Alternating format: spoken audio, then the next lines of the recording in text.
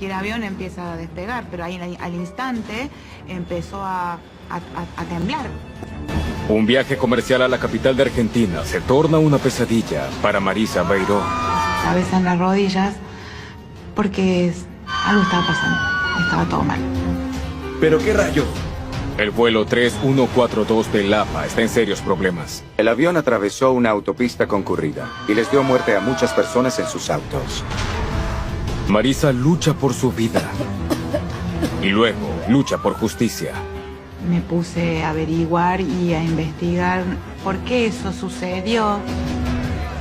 Las impactantes respuestas dejan a la nación en shock. Para mí esto no tenía precedentes. Era difícil imaginar que alguien pudiese hacer eso.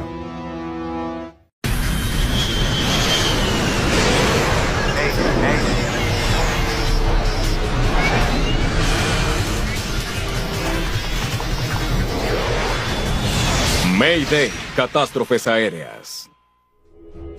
Esta es una historia real. Está basada en reportes oficiales y declaraciones de testigos.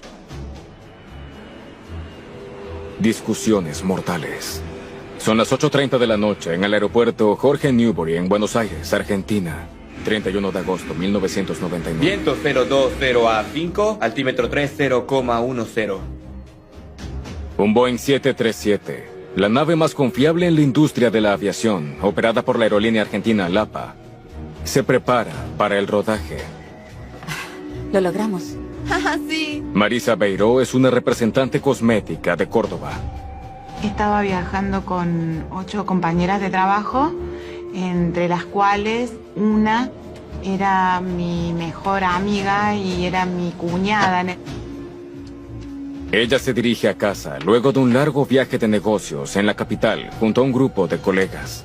Porque hacía 10 días que habíamos salido y ya era hora de volver.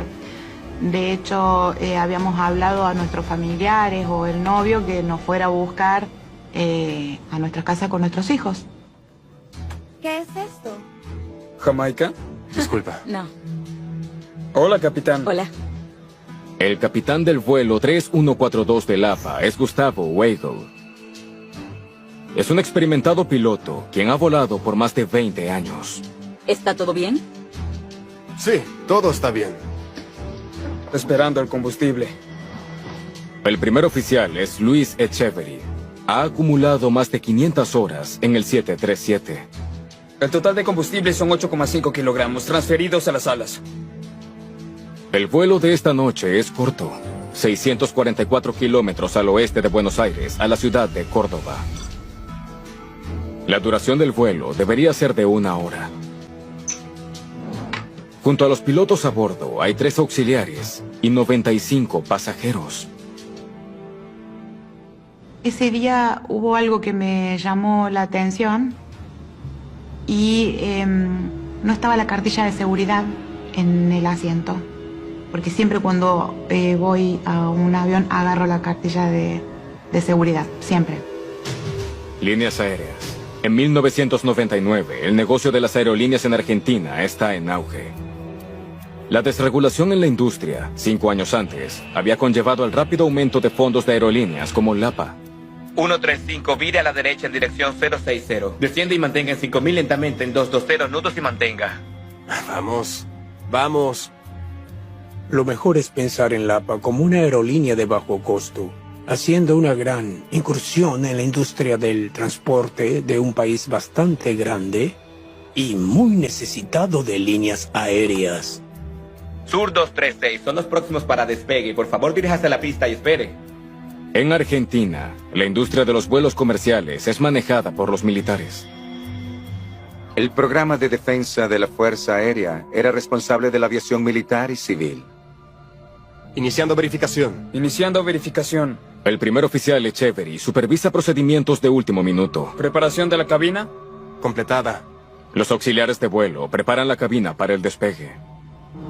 Habíamos comprado un par de revistas de la farándula para ver en el avión y mis compañeras, algunas nunca habían viajado en avión, entonces me habían pedido un chicle para no apunarse y estábamos hojeando una revista de farándula muy tranquilas.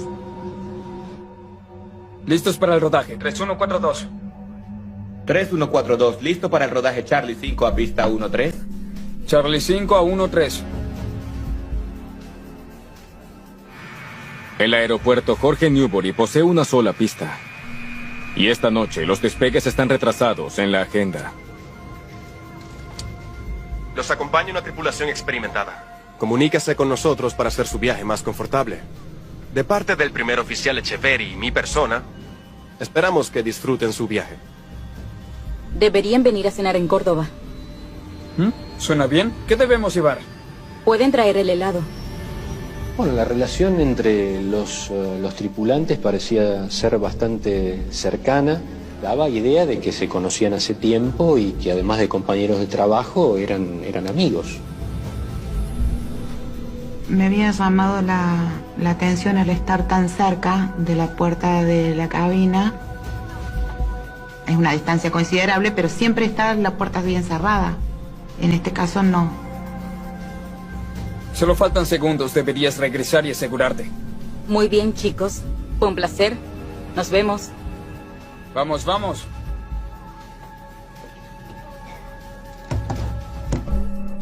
Listo, Lapa 3142. Despegando. Y empieza a tomar su movimiento y empieza a tener velocidad, que uno siente cuando va en el avión, que toma una velocidad final para el despegue.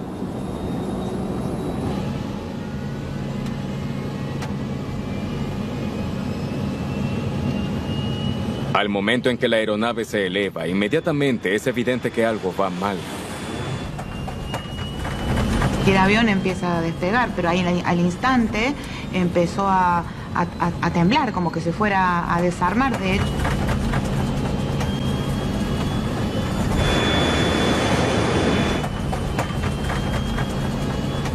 Yo intenté poner mi cabeza en las rodillas, porque es de hacer lo que uno hace innatamente, digamos, pero ya sabíamos que algo estaba mal.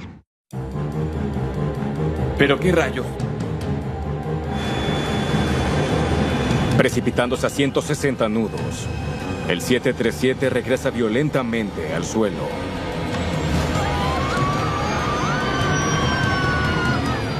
Había una zona despejada al final de la pista y aún así la aeronave continuó a una velocidad relativamente rápida.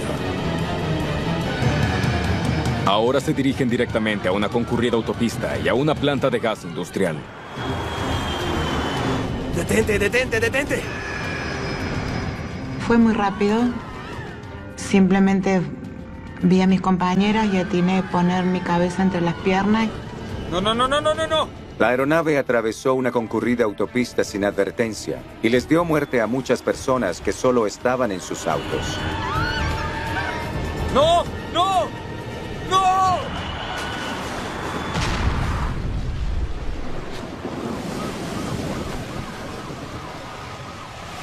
Quedó todo oscuro, literalmente oscuro, y la gente que estaba a mi alrededor ya no estaba.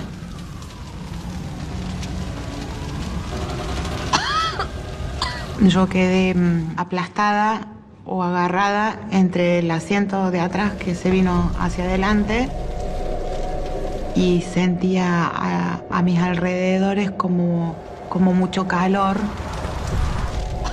Me estaba asfixiando y necesitaba salir, pero no podía soltar mi costado. No. Emergencia, el vuelo 3142 de Lapa se estrelló en el aeródromo.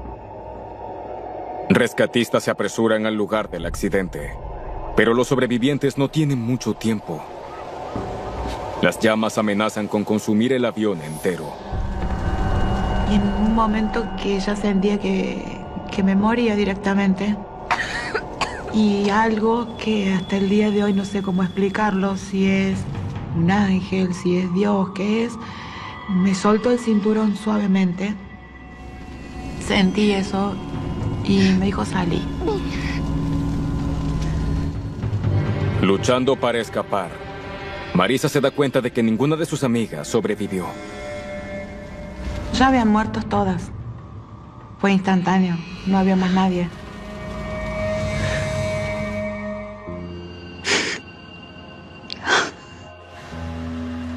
A pesar de sus heridas, Marisa es una de las afortunadas. Fue una evacuación con todas las salidas disponibles. Esto es lo que lamentablemente hizo que muchas de las personas que estaban en el interior no pudiesen salir.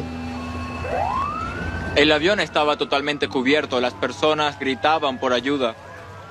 Yo entré y rescaté a 4, pero vi los cuerpos en llamas, fue terrible. El accidente acabó con 60 pasajeros, 3 miembros de tripulación y 2 conductores. Es un desastre como ningún otro que Buenos Aires haya visto.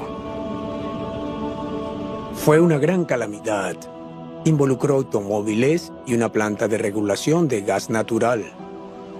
Además, hubo un gran incendio, así que toda la escena del desastre fue mucho mayor.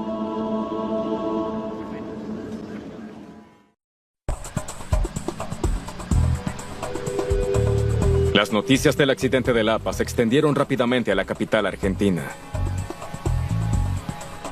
Debido a que viven y trabajan en Buenos Aires, los miembros de la Unidad Nacional de Investigación de Accidentes llegan a la escena en minutos, obteniendo un raro vistazo de la situación posterior. Hay mucho humo. Es difícil ver algo. Horacio La Rosa es un investigador veterano. Uno trata de enfocarse en su trabajo y tratar de ir viendo detalles que después son muy difíciles de ver una vez que... Entonces uno tiene que estar... En esos momentos tratamos de estar atentos a todos los detalles para que no se nos escapara nada. Fue mi primera experiencia con un accidente mayor. Todos estábamos entrenados y estábamos preparados para este tipo de situaciones. Bueno, el tema de verse frente a esta catástrofe, a tanto movimiento de ambulancias, cuerpos heridos, policía y demás, fue muy complicado. Ninguno de los pilotos sobrevivió. De acuerdo. Gracias. Tanto el capitán Weigel como el primer oficial Echeverry están muertos. Cualquier posibilidad de encontrar respuestas yace en los restos. Lo primero es hacer una inspección ocular de todo el sitio, ver todos los componentes, tratar de uno ponerse en situación, porque es muy difícil cuando hay tantos daños y tanto incendio.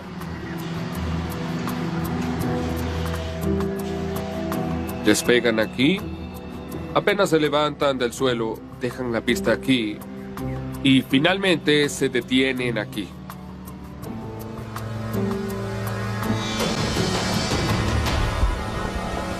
Debido a que el avión destruido fue fabricado en Estados Unidos, la Junta Nacional de Seguridad de Transporte de los Estados Unidos envió un equipo para ayudar a los argentinos. Estamos aquí para ayudar. Yo era el representante acreditado de los Estados Unidos en la investigación oficial. Rodrigo.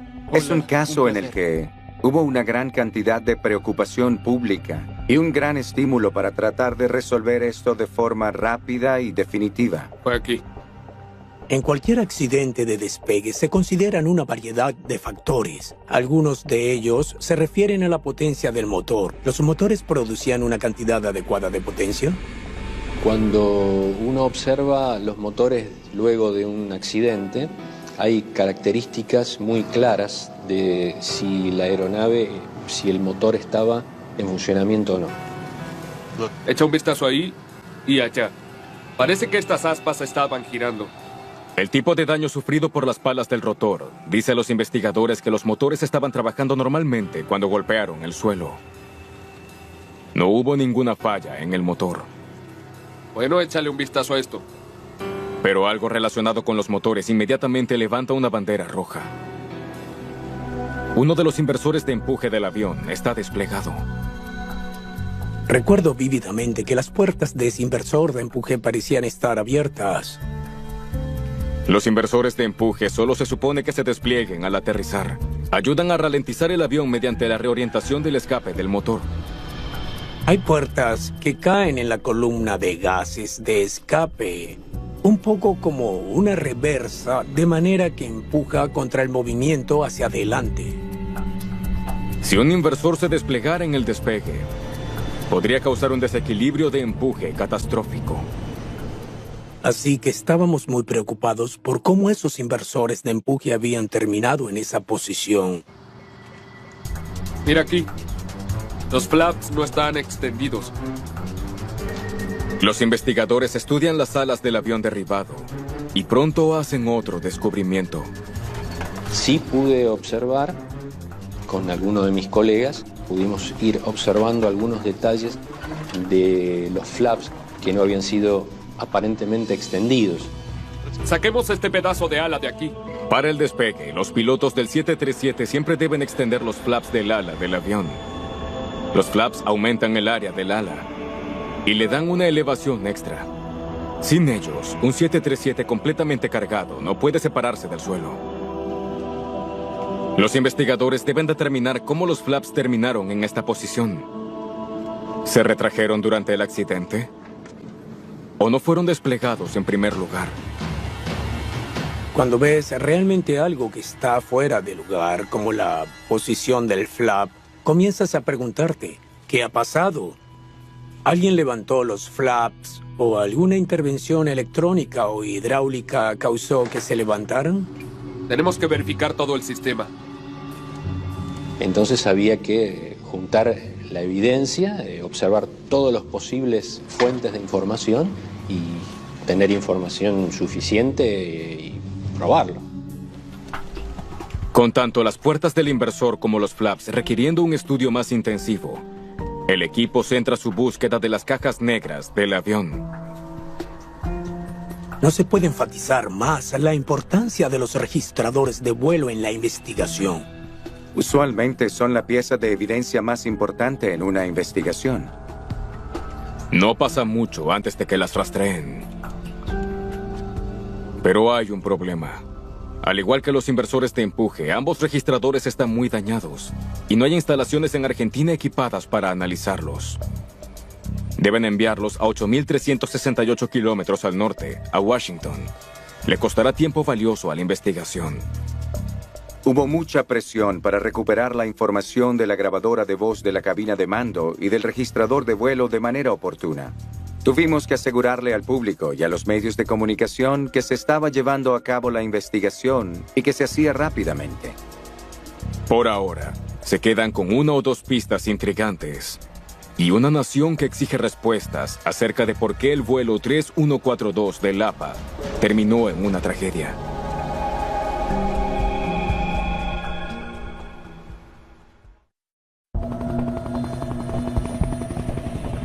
Los restos del vuelo 3142 del APA se encuentran en un concurrido vecindario de Buenos Aires. No quiero dejar nada aquí.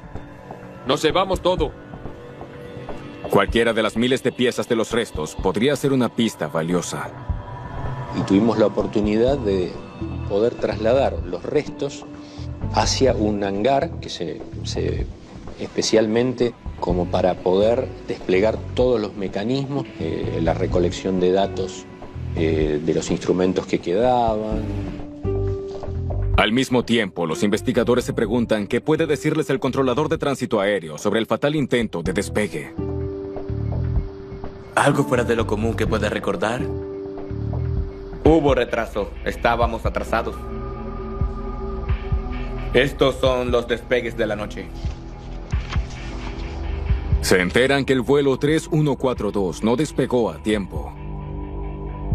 El controlador también revela que las llamadas de radio de la tripulación del APA eran inusuales.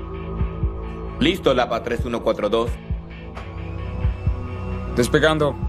El primer oficial a veces no respondía a las instrucciones o no daba el distintivo de llamada de vuelo. Muy bien, si logra recordar algo más, por favor llámame. Seguro. Desafortunadamente para los investigadores, el controlador no les puede dar más información nueva para continuar. ¿Por qué el vuelo del APA terminó tan horriblemente mal? Sigue siendo un misterio.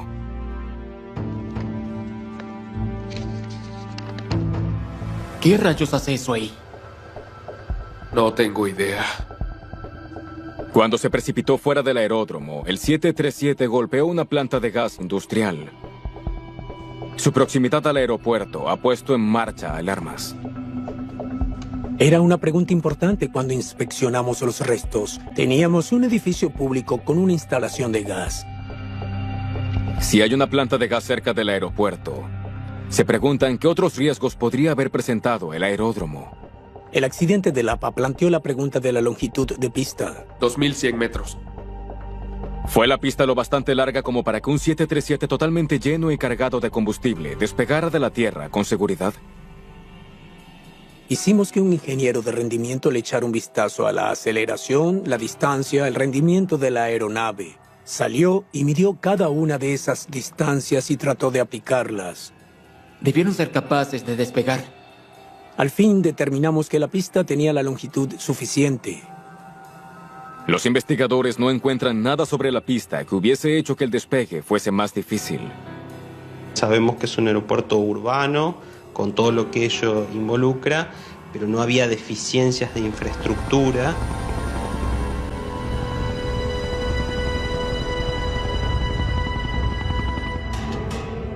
El equipo presiona en la búsqueda de pistas. Bien. Comencemos con lo más obvio. Los inversores de empuje. Una vez que los restos se habían retirado al hangar, había una oportunidad de examinar cuidadosamente algunos de los daños externos en las superficies metálicas y en la de los inversores de empuje. Esto está bastante golpeado. Encuentran daños en el inversor de empuje que no parece haber venido de impacto con el suelo. Una luz rota al extremo de la pista proporciona una pista. No hay nada más en ese avión que podría haber golpeado algo tan bajo. Los daños a la luz y al inversor de empuje confirman que el inversor debió haber estado desplegado antes del impacto. Supimos entonces que una de las puertas del inversor de empuje golpeó una luz en el extremo de la pista. Eso fue algo muy elemental para confirmar que se había desplegado un inversor de empuje. El inversor de empuje sigue siendo un posible culpable. Los otros sospechosos principales son los flaps. Los flaps son muy importantes, sobre todo porque permiten velocidades más lentas de despegue y velocidades más lentas de aterrizaje. ¿Se extendieron los flaps del Lapa 3142 para despegar? Para tratar de responder a esa pregunta crítica, el equipo examina cuidadosamente todo el mecanismo de los flaps, cada cable, engranaje y tornillo. Los actuadores parecen estar bien. La parte que controla el movimiento de los flaps se denomina gato de tornillo. El gato de tornillo actúa como un gato utilizado para levantar un automóvil. A medida que gira, mueve una tuerca que extiende o retrae los flaps. Esa tuerca recoge el eje. Se detiene en varios lugares para indicar varios grados de extensión del flap desde una posición 0 en un extremo hasta una posición completamente extendida en el otro. Al analizar los gatos de tornillo, hacen un descubrimiento crucial.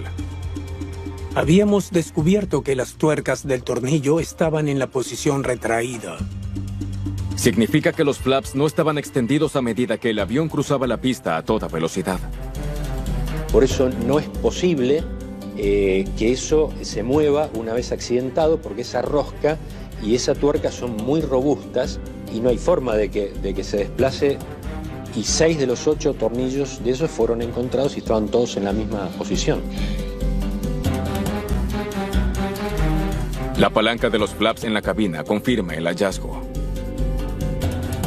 La palanca está bastante rota, pero parece que está en la posición de flaps retraídos.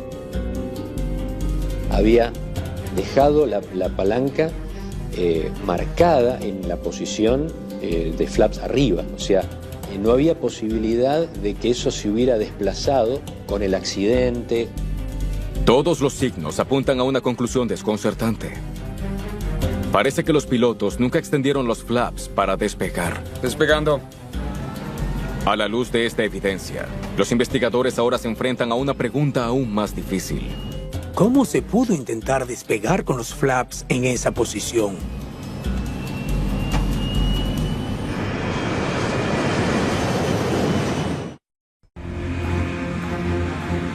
La cabina de mando del 737 está equipada con sistemas diseñados para evitar que los pilotos intenten despegar sin extender primero los flaps de las alas. Lapa 3142, aproximándose a pista 13. Los investigadores ahora se preguntan, ¿fallaron los sistemas en el vuelo 3142? Examinan un indicador de cabina. Con cuidado. Que se enciende una vez que los flaps están correctamente extendidos para el despegue. Quizá las luces funcionaron mal. Si se encendía mientras los flaps todavía estuviesen retraídos, pudo haber engañado fatalmente a los pilotos. A poder entender cómo era la operación o por qué se había llegado a esa operación. Se cruzó un montón de información, fue un largo proceso. Cuando una luz está apagada, el filamento está frío y quebradizo. En un choque, la fuerza de impacto suele romper los filamentos fríos. Pero el filamento caliente de una luz encendida puede estirarse en vez de romperse. El pequeño indicador pronto proporciona una pista importante. El filamento está roto. No veían ninguna luz de flaps. Esos filamentos de las lámparas se analizaron, habían estado apagadas. Despegando. El indicador de flaps funcionaba bien. Las luces nunca se encendieron porque los flaps nunca se extendieron. Pero los pilotos, por alguna razón, comenzaron su despegue de todos modos. Los investigadores saben que los sistemas de advertencia de cabina tienen sonido incorporado para mayor seguridad. Junto con las luces indicadoras de los flaps, también hay una alarma que suena si los pilotos comienzan el despegue sin los flaps. La alarma hubiese sonado tan pronto comenzaran a moverse. ¿Cómo podría el sistema de alerta de despegue no alertar a la tripulación sobre esta condición? Necesitábamos averiguar si ese sistema había dejado de proporcionar una advertencia. En 1987, en Detroit, una tripulación de Northwest Airlines olvidó extender sus flaps y se estrelló en el despegue, matando a 156 personas.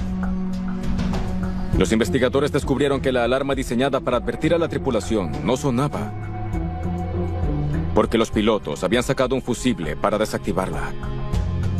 No querían que la alarma sonara mientras rodaban en la pista. ¿Los pilotos del vuelo 3142 cometieron el mismo error? ¿Desconectaron deliberadamente la advertencia de configuración? Todo está donde debería estar. Se verificó justamente el fusible que está detrás del copiloto, si había sido quitado o no, y efectivamente estaba pulsado, o sea que estaba actuando. Los pilotos no desactivaron deliberadamente la advertencia. Debe haber otra explicación para el fatídico despegue.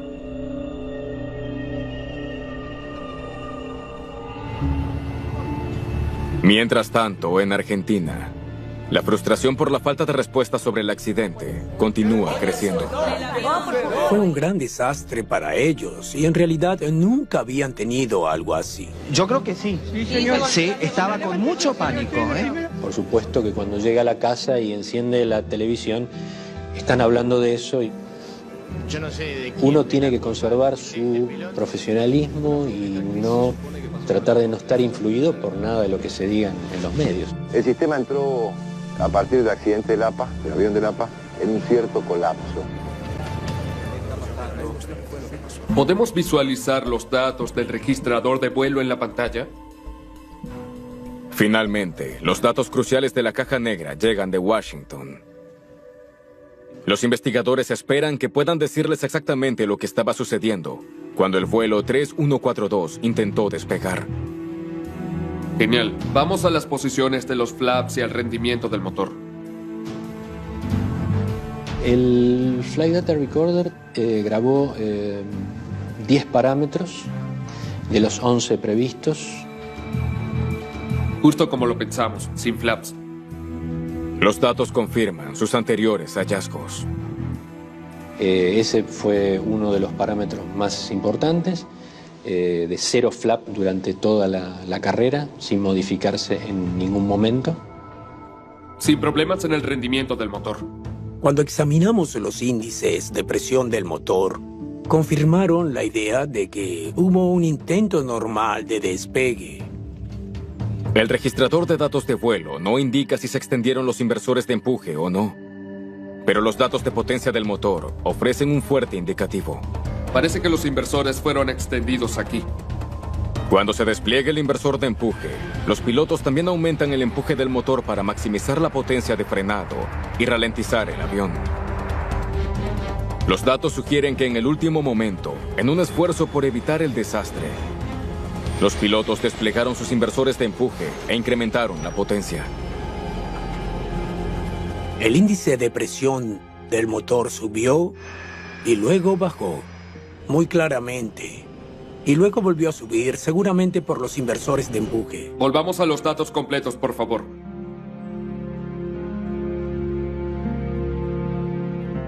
Los inversores no tuvieron nada que ver con este accidente. Echemos un vistazo a la velocidad. Los datos también muestran que el avión tenía suficiente velocidad y pista disponibles para despegar con seguridad. Rotación. Si los flaps se hubiesen extendido. Así que aquí está lo que nos dicen los datos. En P1 están aquí. 840 metros de pista aún delante de ellos. Para cuando se llega a V1, ya no es seguro intentar detenerse en la pista, porque no se tiene suficiente pista para detenerse. Sin flaps. Entran en pérdida, vuelven a bajar el avión aquí. A 50 metros del final de la pista, no hay manera de que pudieran detenerse a tiempo. Los investigadores se quedan con una pregunta desconcertante. Ellos tenían hasta aquí para abordar su despegue con seguridad. ¿Por qué no lo hicieron? ¿Pero qué rayos?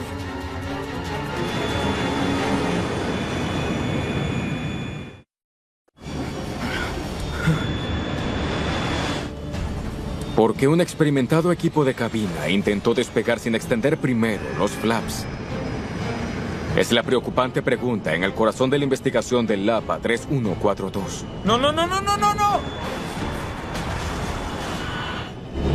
También uno se encuentra ante una situación de decir, bueno, ¿qué pasó en esa cabina? ¿Qué pasó en ese avión? ¿Qué pasó en esa organización que esta tripulación no realizó algo, una acción indispensable para volar? Los investigadores recurren a la grabadora de voz de la cabina de mando en busca de respuestas. La única posibilidad era en el voice recorder. ¿Está todo bien? Bien, todo está bien. Comienzan a escuchar lo que estaba sucediendo justo antes del despegue. Esperando por combustible. Así que aparte de él, ¿te interesa alguien más? Sí, pero no lo conoces. Hace tiempo que no lo veo. Lo que escuchan de la tripulación es asombroso. Las cosas se estaban complicando. Me rompes el corazón.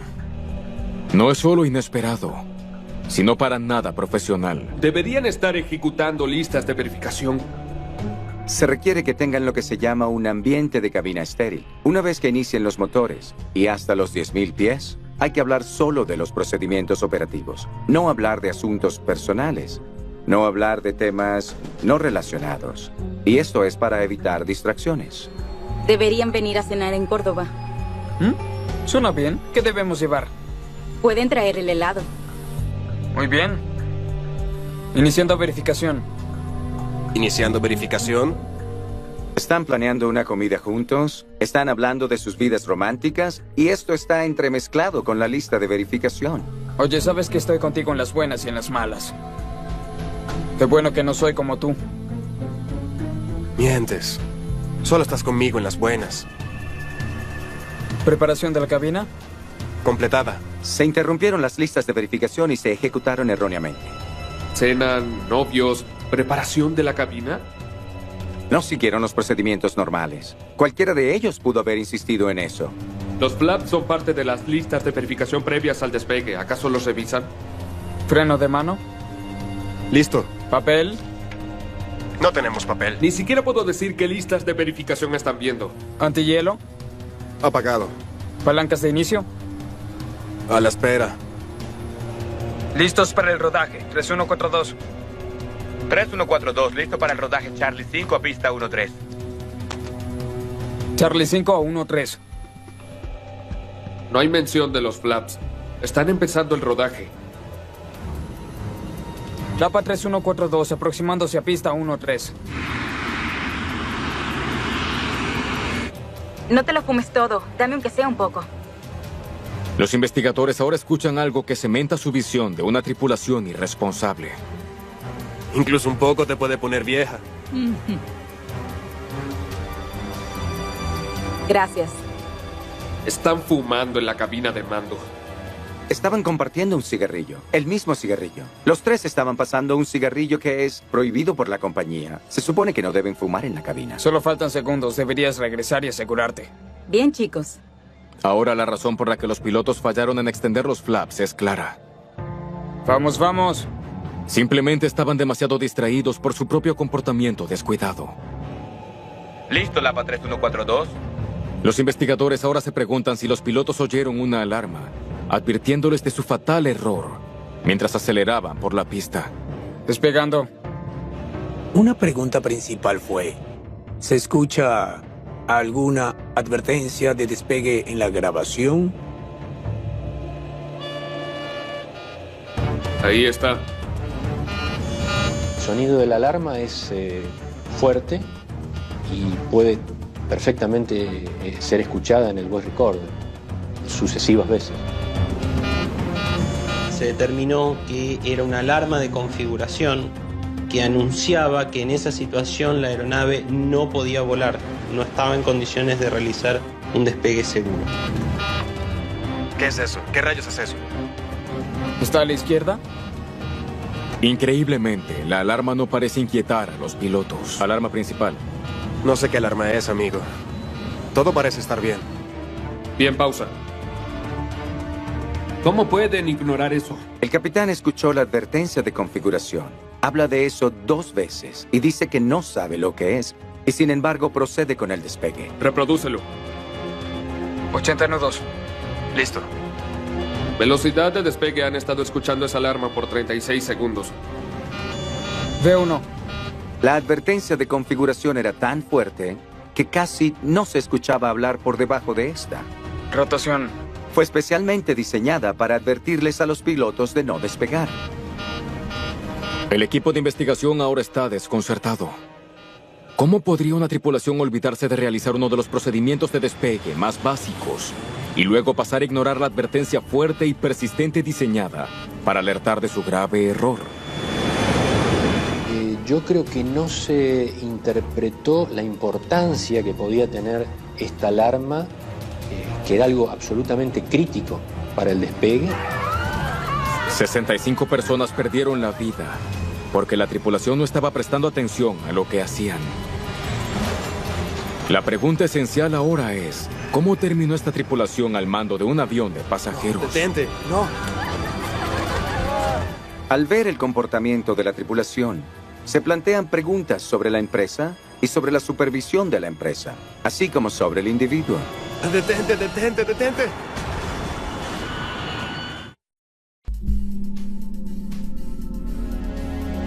¿Qué clase de piloto era este? Una de las partes estándar de nuestra investigación fue examinar los registros de entrenamiento para cada uno de los pilotos. Una verificación de antecedentes muestra que el capitán Gustavo Weigel había volado por más de 20 años. Nunca había estado en un accidente grave antes, pero su historial de trabajo sugiere que había estado en terreno peligroso durante bastante tiempo. No es exactamente un historial perfecto.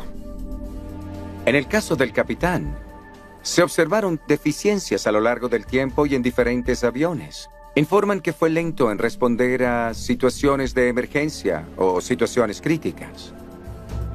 Falta de coordinación de cabina de mando. Falta de conocimiento de los procedimientos. Vaya. Su historial está plagado de informes de insuficiencias. Hay que preguntarse por qué siguió pasando su entrenamiento y por qué fue promovido. Más allá de sus promociones, los investigadores se preguntan por qué Lapa optó por contratar a este capitán en primer lugar. Una mirada de cerca a los registros corporativos de la compañía ofrece una posible explicación. Parece que la aerolínea se estaba expandiendo tan rápidamente que no pudo mantener altos estándares de entrenamiento y supervisión de pilotos.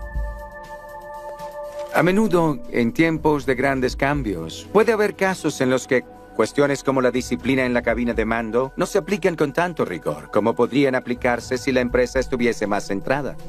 No pudieron seguir el paso a su propio éxito. Siempre es un factor de riesgo si no se gestiona adecuadamente y de golpe pasar a expandirse, a extenderse, a tener mucha más cantidad de aviones, tripulaciones, gestionar mucha más cantidad de pasajeros, siempre es un factor que puede ser de riesgo si no es gestionado adecuadamente. ¿Está todo bien? Bien, todo está bien. Nadie está más consternado por las fallas del APA que Marisa Beiró. Lo logramos. Sí. Perdió a 8 amigos cercanos y sufrió heridas agonizantes. Cuando yo llegué a ese hospital, un 60% del cuerpo afectado, cuando me enteré que había tenido una quemadura grave de tráquea y por la inhalación de esas cosas, y hoy por hoy no tengo nada y nunca me pasó nada, y vos ves mi historia clínica y estuve más del lado de la muerte que de este lado. Primeros 5 meses de que estuve internada, me tenían terminantemente prohibido hablar y escuchar ni ver noticias al respecto. Me puse a averiguar y a investigar, seguir los peritajes, la vida del piloto, si no estaba en regla, por qué eso sucedió.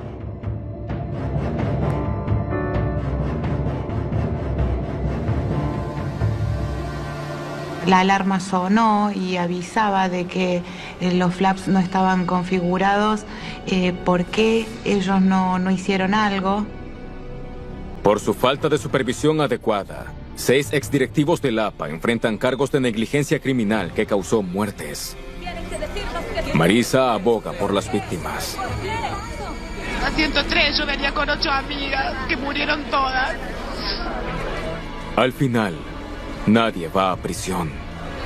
Y ahora y siempre me pongo yo en lugar de ellas en tratar de defender semejante injusticia. No. Detente. Con ira, con rabia, con ganas de una explicación, que por qué. No.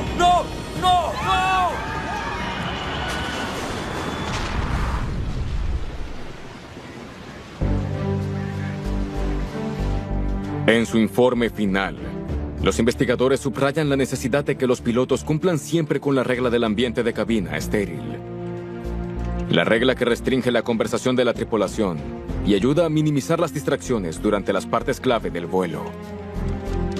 También exigen una mejor capacitación de los pilotos para asegurar que las tripulaciones puedan reconocer y responder a las alarmas de la cabina.